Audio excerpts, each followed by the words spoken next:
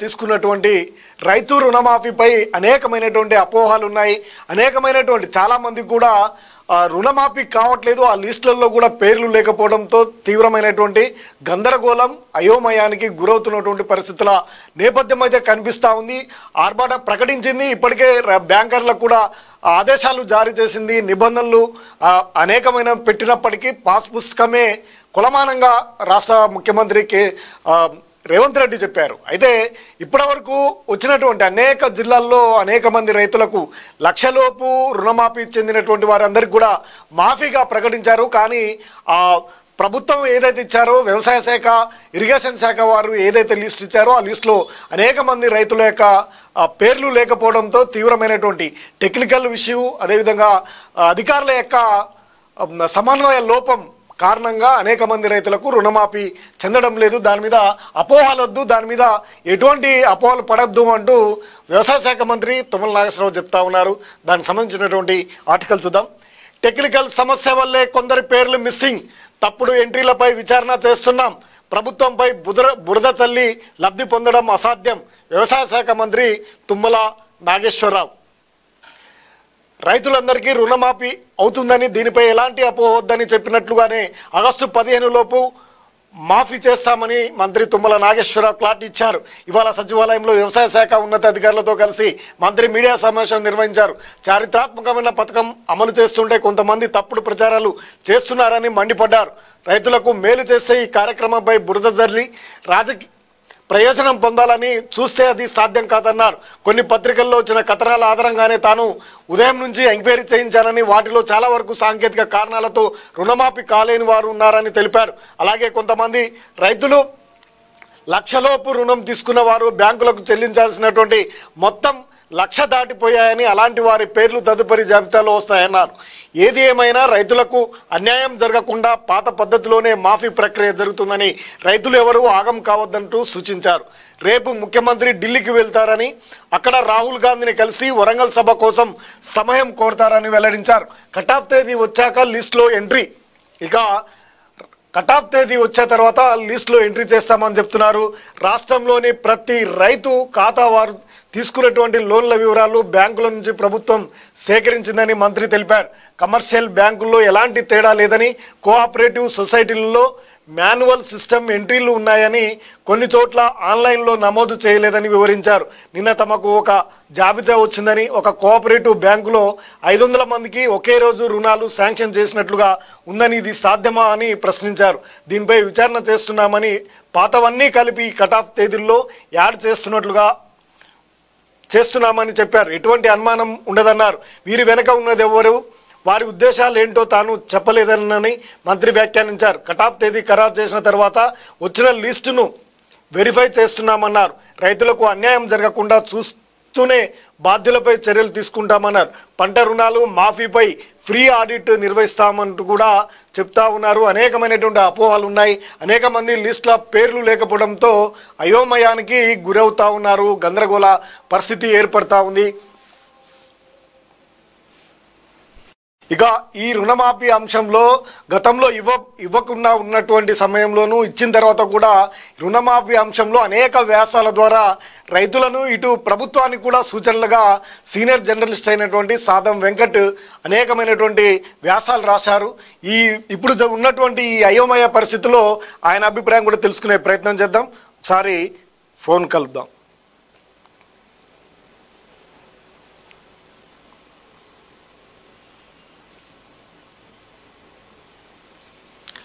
Hello,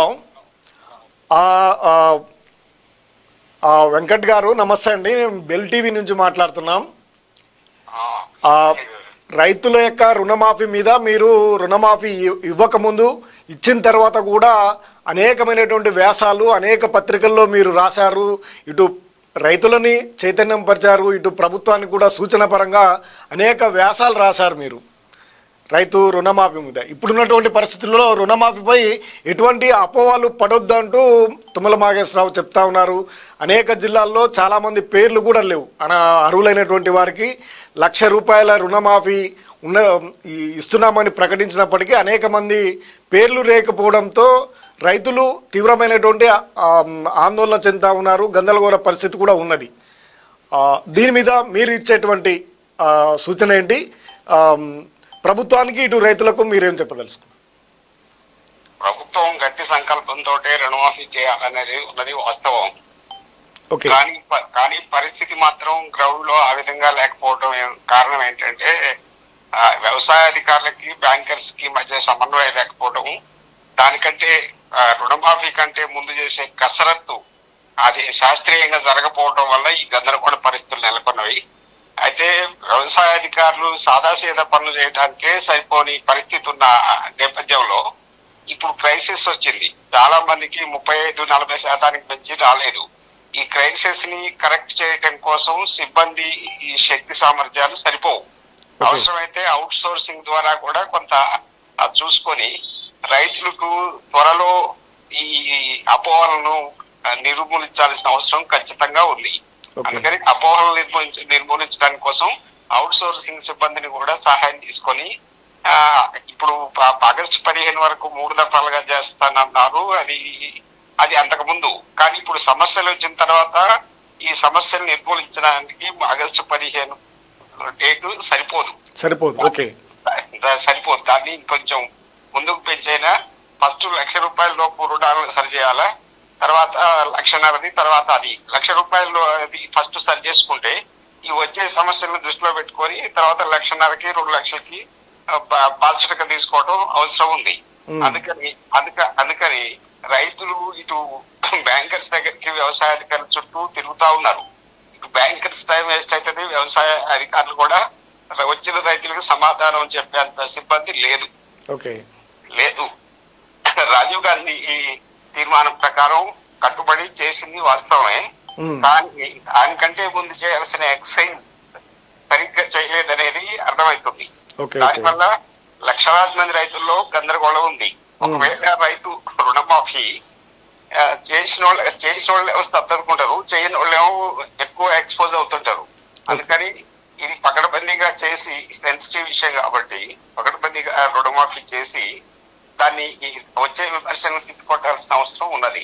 ప్రతిపక్షాలు కూడా దీన్ని నటించి బాగా మాట్లాడుతున్నాయి. వీటన్నిటిని తెలిసి చేసిన సాంకేతిక సమస్యలా, లేకపోతే కల్పితమైన తప్పిదాలా, లేకపోతే సమన్వయ లోపం అనేది ఫస్ట్ నిర్ధారించి ఎక్కువ టైం తీసుకోకుండా తక్కువ టైంలో చేస్తే మంచిది.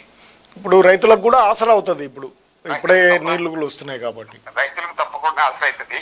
గతంలో పెద్ద ఎత్తున చర్చ జరిగింది, అసలు రుణమాఫీ ప్రభుత్వం చేస్తుందా చేయలేదనే చర్చ కూడా జరిగింది.